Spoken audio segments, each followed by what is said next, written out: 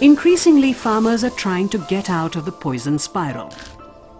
Using traditional Indian knowledge, they are whipping up portions and powders using plant extracts and animal waste to produce food that is rich and pure. They are using herbal pesticides like neem. As no chemicals are used, natural enemies of pests like birds and insects are thriving. Farmers like Tokia Modu in Warangal are now actually sticking in tree branches in the midst of their fields so that birds can perch on it and train their eyes on pests for their next meal. Green farming is finally in. These green farmers are waging a silent biological war against pests and are winning. This is the silver lining in an otherwise bleak scenario. Indian scientists at the Energy and Resources Institute in New Delhi have found faster ways to degrade pesticides like endosulfan in 15 days that would otherwise have taken decades.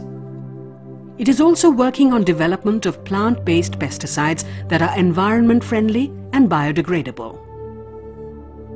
Out of the country's total pesticide consumption, 55% is consumed by cotton farming alone. Andhra Pradesh, which is heavily into cotton farming, spreads pesticide worth 7 billion rupees on its fields. Nature created 27 natural predators of the American bollworm that attacks the cotton plant. But pesticide kills the predators even before the bollworm has come on the scene. There are more than 13,000 pesticide peddlers in Warangal itself. A few years ago, farmers moved from traditional crops to cotton as the profits were high. But with pests becoming immune to poison, their losses started piling up. The story of Punjab was being played once again in Warangal. Cotton farmers are now caught in the pincer of debt. Hundreds committed suicide, unable to pay the piling debts that came with heavy investments in pesticide. As pesticide is easily accessible, farmers or their family members were tempted to consume it to escape from the harsh realities of poverty. This is a hospital ward in Warangal with many such victims. With the soil wilting under poisonous chemicals, farmers are now moving back to the traditional methods of trapping pests with light traps. Insects get attracted to the light at night and then fall into their watery grave below, which is a pail of water mixed with kerosene.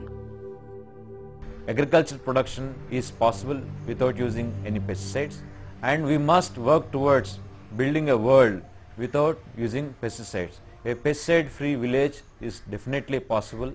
I think only commitment is required. We all now know that we have the power to destroy nature.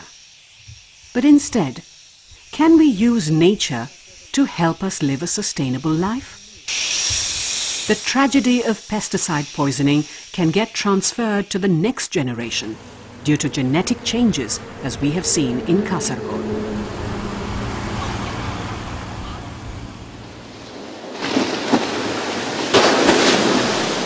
The frightening story of how India is being poisoned may not have easy solutions.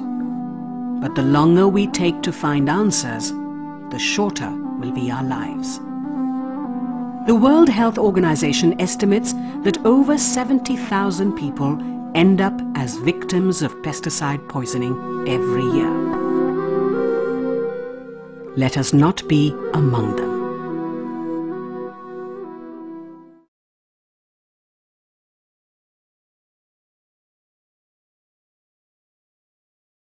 Anuga Kuludichi, Burda Palamulona, Bagamurga Betty,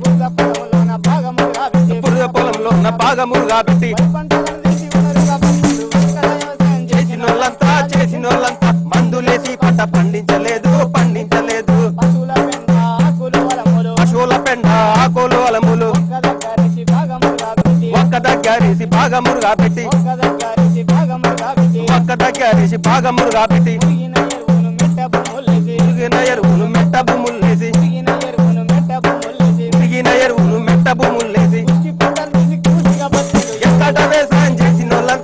చేసినోళ్ళంతా మందులేసి పంట పండించలేదు వెనకట వ్యవసాయం చేసినోళ్ళంతా మందులేసి పంట పండించలేదు